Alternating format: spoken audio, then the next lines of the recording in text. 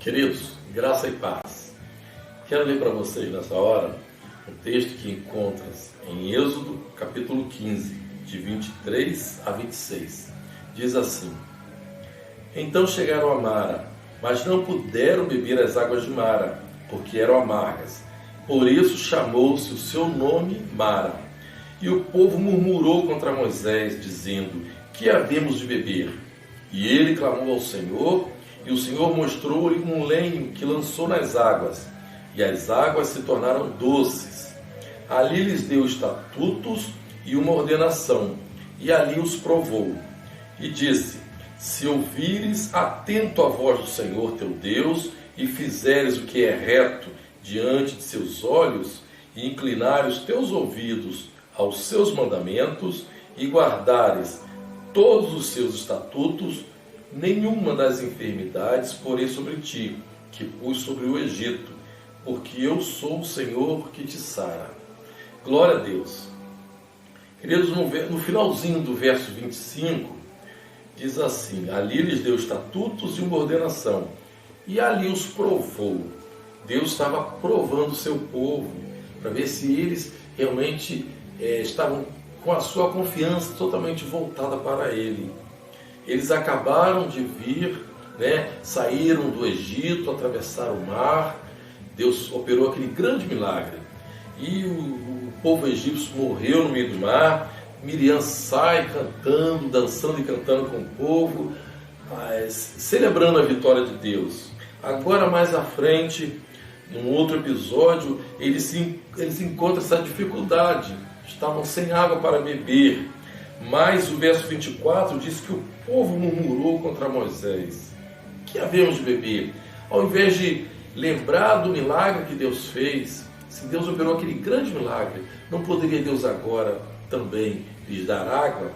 Mas Moisés, servo de Deus, clamou ao Senhor.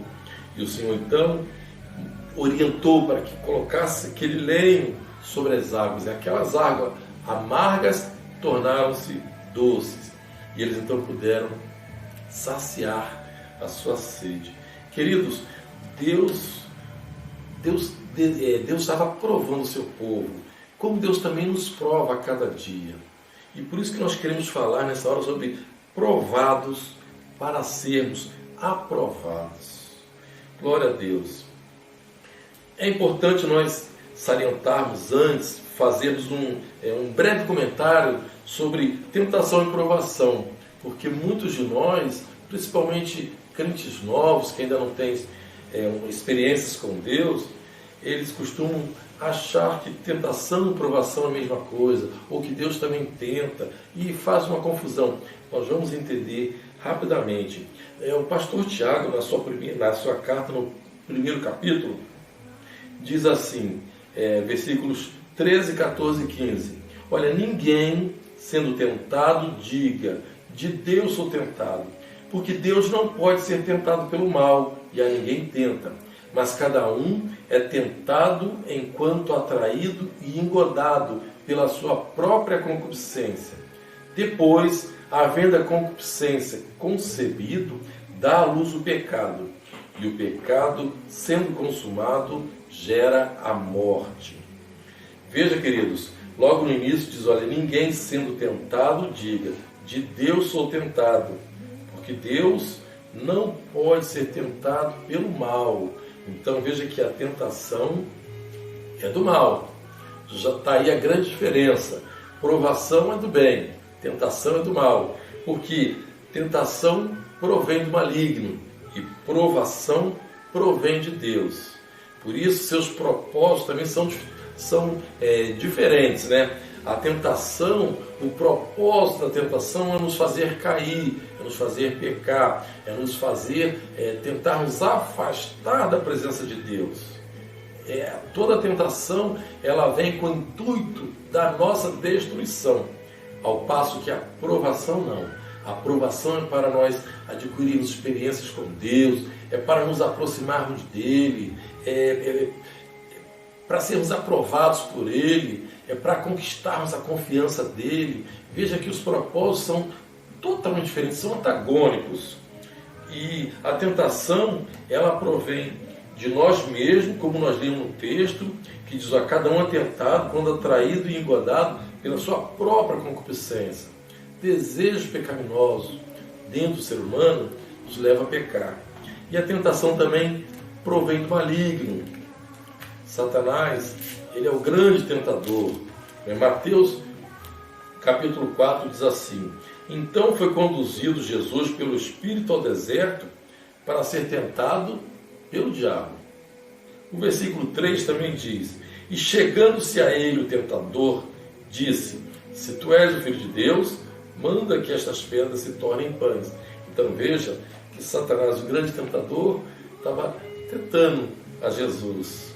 Conosco mais ainda, nós somos tentados a cada dia, mas graças a Deus que há um texto tremendo em 1 Coríntios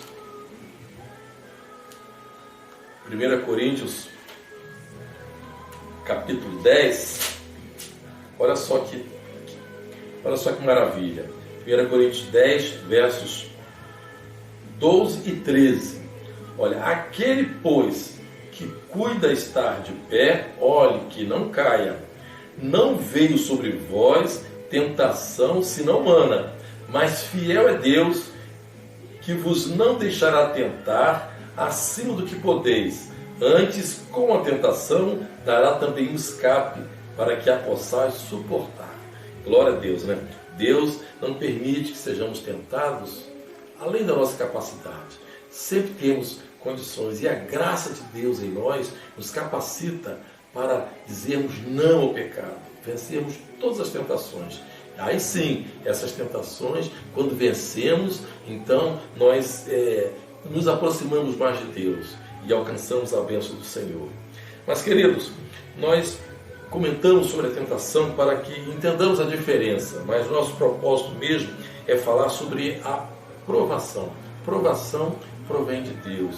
E a provação, ela tem vários propósitos, né?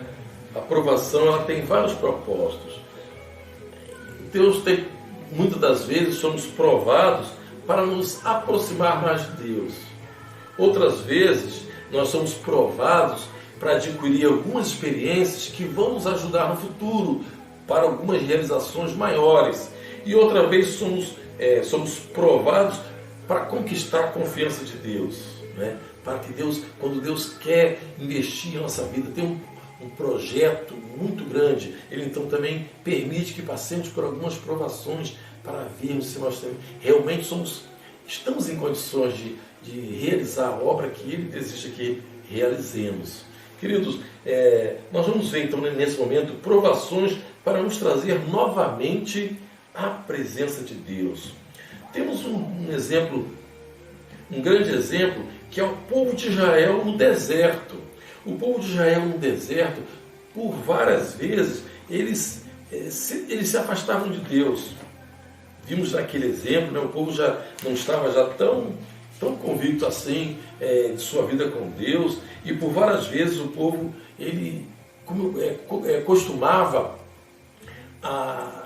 passar a idolatrar, passava a adorar outros deuses, sofria influências dos povos vizinhos, e então Deus permitia que eles passassem por algumas provações para que eles pudessem novamente voltar à presença de Deus, novamente estar ali buscando o Senhor. Veja o que é que nós encontramos no livro de Deuteronômio, capítulo 8, o versículo 2. Diz assim, e te lembrarás de todo o caminho pelo qual o Senhor teu Deus te guiou no deserto estes 40 anos, para te humilhar, para te testar, para saber o que estava no teu coração, se guardarias os seus mandamentos ou não.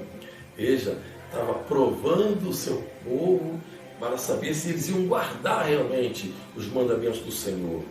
Queridos, é importante que nós estejamos sempre com a nossa convicção firmada no Senhor.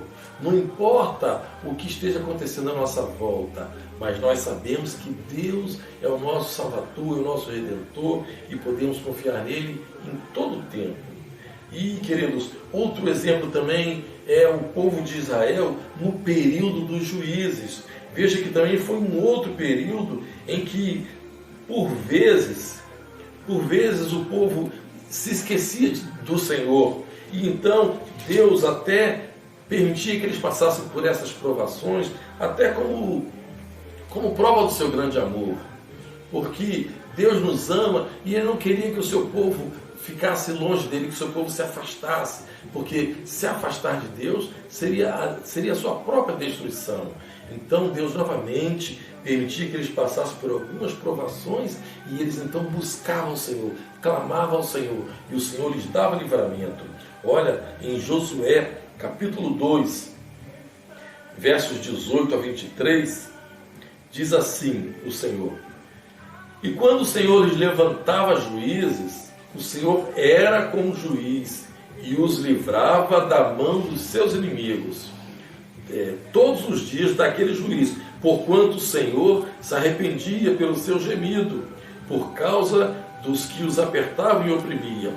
Porém sucedia que, falecendo o juiz, tornavam e se corrompiam mais do que seus pais, andando após outros deuses, servindo-os e encurvando-se a eles. Nada deixavam das suas obras, nem do seu duro caminho. Olha que coisa, né? O povo de Israel, eles se afastavam de Deus, seus inimigos vinham e lhes oprimia. Então eles começavam a clamar ao Senhor, buscar a Deus para ter livramento.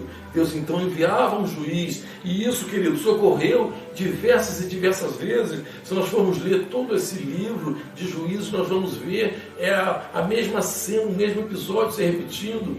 Deus levantava um juiz, então eles davam um grande livramento, e então aquele povo começava a buscar o Senhor. Enquanto aquele juiz estava vivo, o povo então estava ali cultuando a Deus, confiando no Senhor.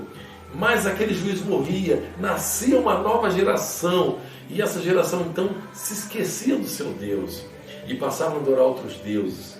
E então novamente eles eram subjugados por outras nações, e assim acontecia, e assim se repetia. E era uma maneira de Deus provar o seu amor, permitindo que eles passassem por essas provações, para que eles também não se afastassem do seu Deus. Queridos, e quantos nos nossos dias, quantos filhos de Deus hoje estão na presença de Deus, estão sendo abençoados, estão ali recebendo o que Deus tem para as suas vidas, e de repente eles se esquecem do seu Deus e começam a fazer outras coisas, já não oram mais, já não leem mais a palavra de Deus, já não dão mais aquele testemunho que dava no início. E então Deus permite que tais pessoas passem por alguns tipos de provações, e eles se veem em aperto, e aí eles se lembram que há um Deus, e novamente se buscam o Senhor. Então Deus entra com providência e os abençoa. Irmãos, que nós possamos estar sempre com a nossa vida voltada para Deus, não temos que repetir as coisas que o povo de Israel, no período dos juízes, faziam, se afastar de Deus, ter que clamar ao Senhor para ter livramento, mas sim estar na presença de Deus e viver de vitória em vitória. Queridos, porque também a provação, muitas das vezes, é para que nós possamos adquirir experiências para realizações maiores. Muitas provações que passamos é porque Deus tem um propósito em nossa vida. Deus deseja nos usar no futuro para uma obra maior. E aí Ele permite que nós passemos por algumas provações, porque aquelas provações vão nos capacitar para que, quando chegar aquela experiência mais difícil, então nós vamos conseguir vencer. Queridos, eu separei aqui um texto no livro de 1 Samuel, e esse texto ele relata a história de Davi, o momento em que Davi guerreia contra o gigante Golias, aquela vitória que nos alegra até hoje quando lemos. 1 Samuel 17, do versículo 32 ao versículo 37, diz assim a palavra de Deus: E Davi disse a Saul: Não desfaleça o coração de ninguém por causa dele. Teu servo irá e pelejará contra este filisteu. Porém Saul disse a Davi: contra este filisteu não poderás ir para pelejar com ele, pois tu ainda és moço, e ele homem de guerra desde a sua mocidade.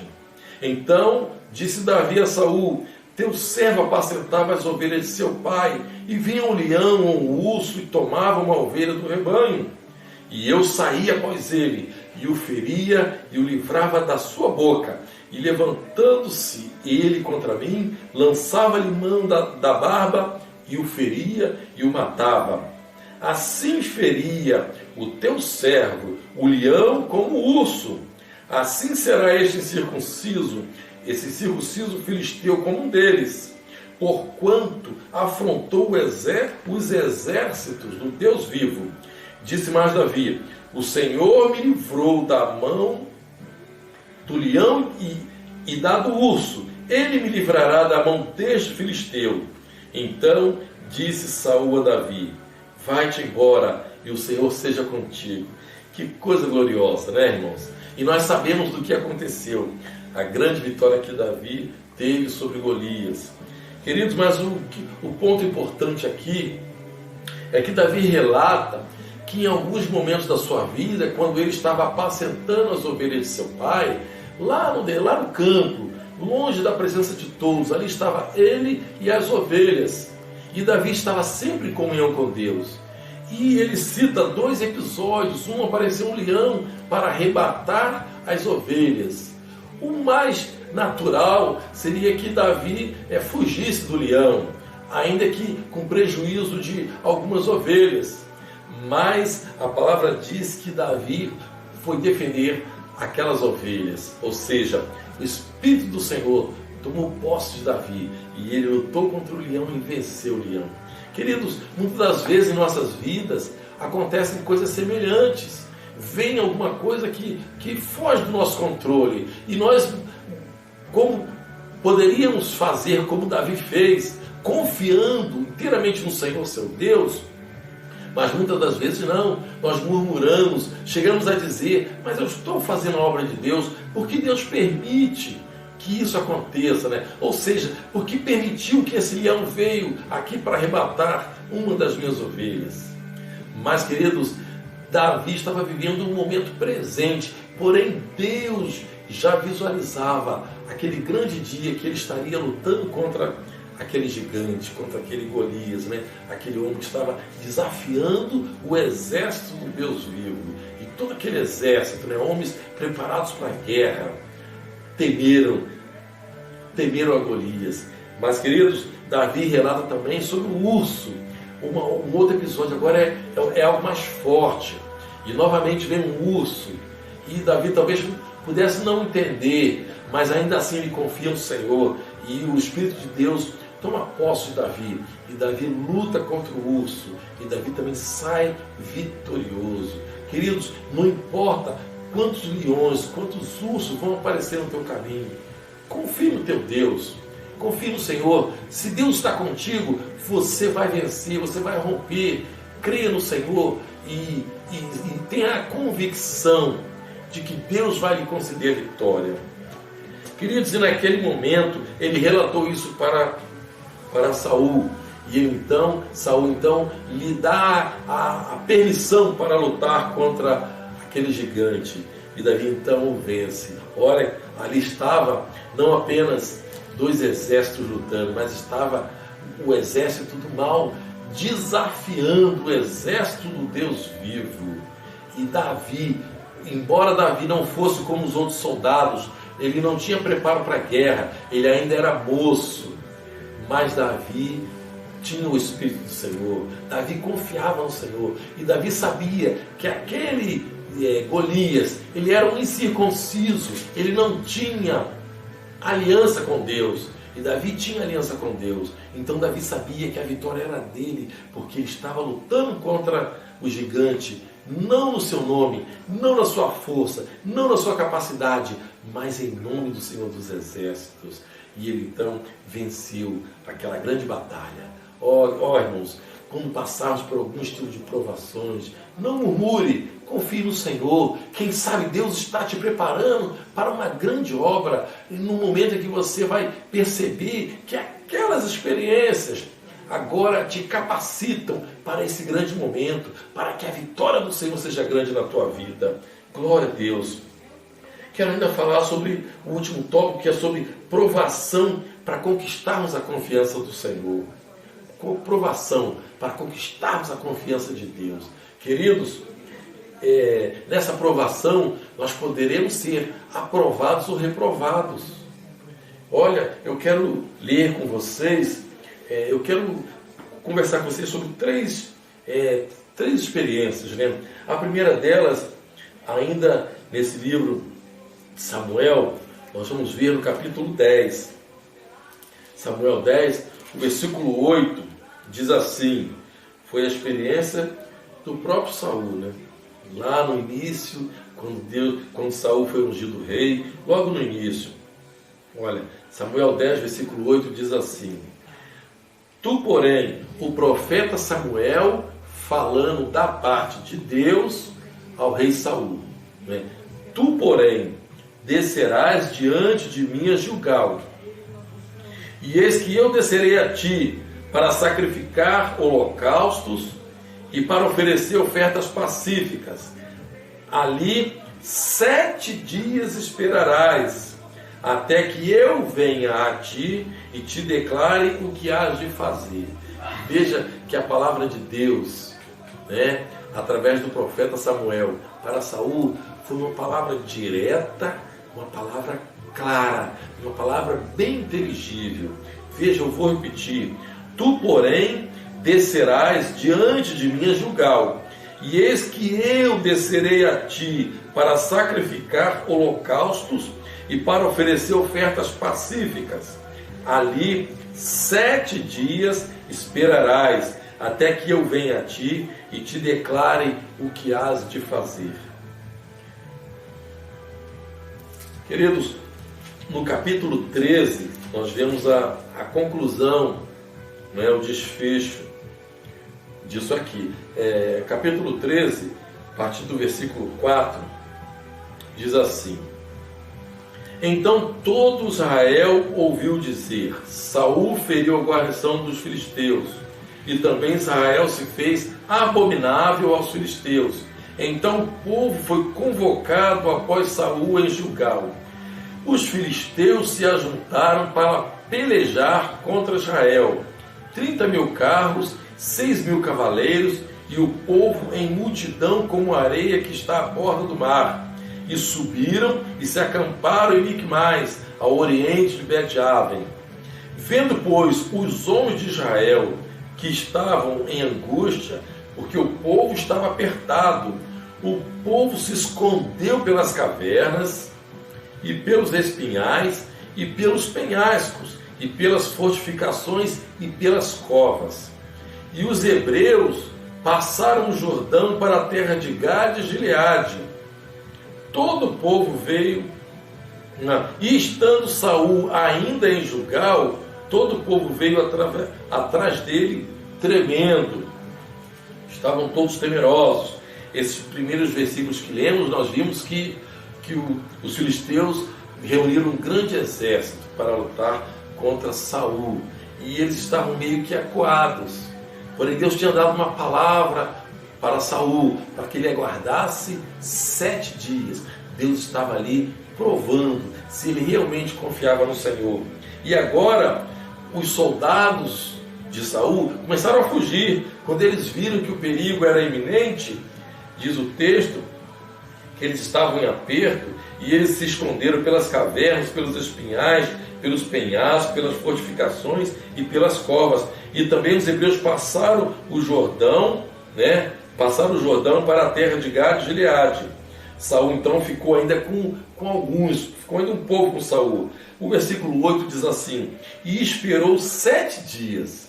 Veja que o profeta tinha dito para ele: 7 dias aguardarás até que eu venha a ti, e eu então ofereça o sacrifício ao Senhor. E o versículo 8 diz: esperou 7 dias, até o tempo que Samuel determinara. Não vindo, porém, Samuel a Gilgal, o povo se espalhava dele. Saul foi ficando cada vez com menos pessoas ao seu redor. Então disse Saul: trazei-me aqui holocaustos e ofertas pacíficas. E ofereceu holocausto. Sucedeu que, acabando ele de oferecer o holocausto, eis que Samuel chegou, e Saul lhe saiu ao encontro para o saudar. Então disse Samuel: que fizeste?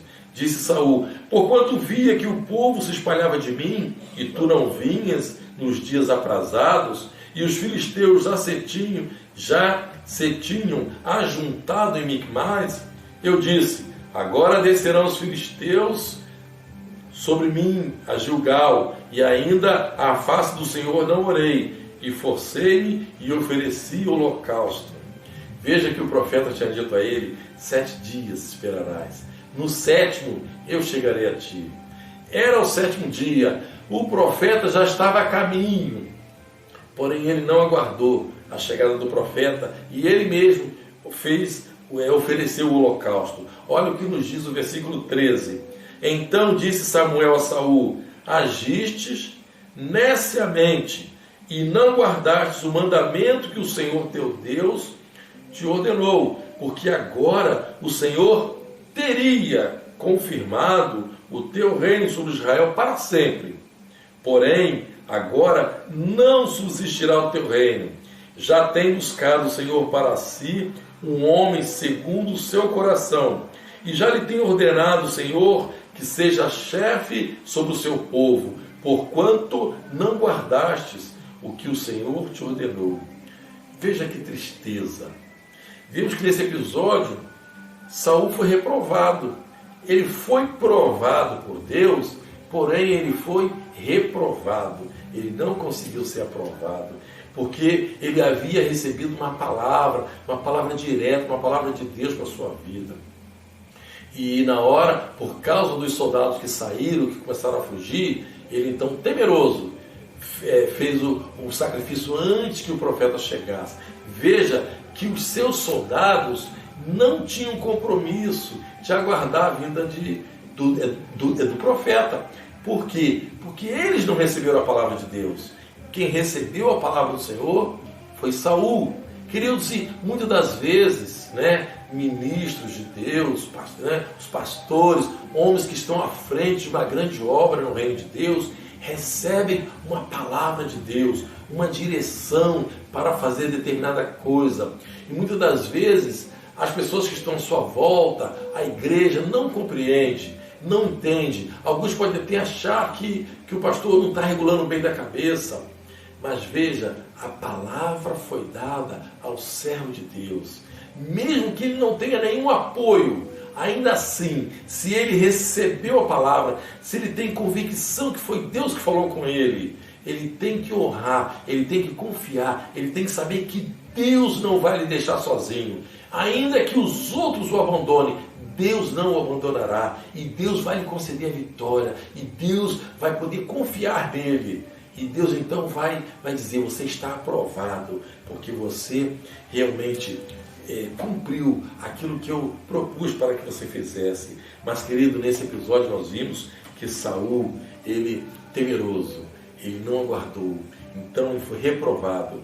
O seu reino, que teria sido estabelecido para sempre, agora o profeta declara que o reino dele seria passageiro, porque Deus já estava levantando um homem segundo o seu coração. Queridos, que essa experiência sirva para nós como um alerta. Quando Deus nos der uma direção, vamos crer, vamos confiar, vamos cumprir os seus propósitos. Glória a Deus. Queridos, eu quero ver ainda com vocês, nessa hora, aproveitando esse momento, no primeiro livro de Reis. Primeiro livro de Reis, capítulo 3, versos de 3 a 15. Olha, diz assim a palavra do Senhor: e Salomão amava ao Senhor, andando nos estatutos de Davi seu pai, somente que nos altos sacrificava e queimava incenso. E foi o rei a Gibeão para lá sacrificar, porque aquele era o alto grande. 1000 holocaustos sacrificou Salomão naquele altar. E em Gibeão apareceu o Senhor a Salomão de noite, em sonhos, e disse-lhe Deus: pede-me o que quiseres que te dê. Disse Salomão: de grande beneficência usaste tu com teu servo Davi, meu pai, como também ele andou contigo em verdade, em justiça e em retidão de coração, perante a tua face, e guardaste-lhe esta grande beneficência, e lhe deste um filho que se assentasse no seu trono, como se vê neste dia. Agora, pois, ó Senhor meu Deus, tu fizeste reinar teu servo em lugar de Davi, meu pai. Eu sou ainda menino, pequeno, nem sei como sair nem como entrar, e o teu servo está no meio do teu povo que elegeste, o povo grande, que nem se pode contar nem numerar pela sua multidão. A teu servo, pois, dá um coração entendido para julgar o teu povo, para que prudentemente discirna entre o bem e o mal, porque quem poderia julgar este teu grande povo? Olha que coisa, né? Aí o versículo 10 diz: esta palavra pareceu boa aos olhos do Senhor, que Salomão pedisse esta coisa. E disse-lhe Deus: porquanto pediste esta coisa, e não pediste para ti riquezas, nem pediste a vida de teus inimigos, mas pediste para ti entendimento, para ouvir causas de juízo, eis que fiz segundo as tuas palavras, eis que te dei um coração tão sábio e entendido, que antes de ti teu igual não houve, e depois de ti teu igual não se levantará. Também até o que não pediste te dei, assim riquezas como glória, que não haja teu igual entre os reis, por todos os teus dias. Que coisa gloriosa, né? O versículo 14 ainda completa dizendo assim, ó: e se andares nos meus caminhos, guardando os meus estatutos e os meus mandamentos, como andou Davi teu pai, também prolongarei os teus dias. Olha, queridos, Salomão nesse momento ele foi aprovado por Deus, porque Deus disse: pede o que quiseres. Talvez se Salomão tivesse o coração voltado para o egoísmo, voltado para si, ele ia pedir riquezas, ele ia pedir para sobressair sobre seus inimigos, ele ia pedir para conquistar todos os reinos. Mas Salomão, ele disse no início do texto que lemos, diz que ele amava ao Senhor. Então, os propósitos de Deus estavam no seu coração. E ele estava então fazendo um pedido nobre. Ele queria sabedoria, para que com inteligência, com sabedoria, ele pudesse discernir entre o bem e o mal e pudesse conduzir aquele grande povo. Foi isso que ele pediu, e Deus se agradou dele. Querido, Salomão foi aprovado. Deus então o abençoou. Não houve homem mais inteligente, mais sábio do que Salomão antes dele, e também igual a ele não houve depois. Glória a Deus. Então, um exemplo de um servo de Deus que foi coroado. Ele passou na prova, foi aprovado. Glória a Deus. Quero ler ainda, queridos, o último texto nessa hora. Nós vamos ver no livro de Gênesis, capítulo 22. Essa experiência é tremenda. Gênesis capítulo 22, 1 de 1 a 3. Diz assim: e aconteceu, depois destas coisas, que testou Deus a Abraão e disse-lhe: Abraão, e ele disse: eis-me aqui. Ele disse: toma agora o teu filho, teu único filho Isaque, a quem amas, e vai-te à terra de Moriá, e oferece-o ali em holocausto, sobre uma das montanhas que eu te direi. O verso 3 diz então: então se levantou Abraão pela manhã de madrugada, e albardou o seu jumento, tomou consigo 2 de seus moços e Isaque, seu filho, e fendeu lenha para o holocausto, e levantou-se e foi ao lugar que Deus lhe dissera. Ó, queridos, nesse momento, para Abraão, seu coração estava partido, sofria, porque Deus mandou que ele sacrificasse o seu filho. E ele, então, entendendo que era Deus falando com ele. Queridos, em primeiro lugar, nós temos que saber que se é Deus realmente que fala conosco, para que nós possamos ser fiel. E então ele entendeu que era Deus. E ele decidiu obedecer. Glória a Deus. né? Abraão, ele é tido como pai da fé, ele é o nosso pai da fé, é nossa inspiração para que nós possamos crer no Senhor. Continuando lendo, o versículo 9 diz assim, versículo 9 a 18 diz assim, e vieram ao lugar que Deus lhes dissera, e edificou Abraão ali um altar, e pôs em ordem a lenha, e amarrou a Isaque seu filho, e deitou sobre o altar em cima da lenha. Estendeu Abraão a sua mão e tomou o cutelo para imolar o seu filho. Mas o anjo do Senhor lhe bradou desde os céus e disse, Abraão, Abraão. E ele disse, eis-me aqui. Então disse, não estenda a tua mão sobre este moço e não lhe faças nada, porquanto agora sei que tens a Deus e não me negaste o teu único filho. Que coisa gloriosa, né? Ouvir esse testemunho do próprio Deus. Então levantou Abraão os seus olhos e olhou, e eis que um carneiro detrás dele, né, travado pelas suas pontas no mato. E foi Abraão, tomou o carneiro e ofereceu em holocausto em lugar de seu filho. Glória a Deus. Continuando, queridos, olha só, e chamou Abraão o nome daquele lugar, o Senhor proverá, de onde se diz até o dia de hoje, no monte do Senhor se proverá. Então o anjo do Senhor bradou a Abraão pela segunda vez desde o céu e disse, por mim mesmo jurei, diz o Senhor, porquanto fizeste esta ação e não me negaste o teu filho, o teu único, que deveras te abençoarei e grandissimamente multiplicarei a tua semente como as estrelas dos céus, como a areia que está na praia do mar. A tua semente possuirá a porta dos seus inimigos, e em tua semente serão benditas todas as nações da terra, porquanto obedecestes a minha voz. Glória a Deus. Outro exemplo, outro grande exemplo do servo de Deus. Abraão, então, foi aprovado pelo Senhor, porque ele creu, ele entendeu que era Deus falando com ele.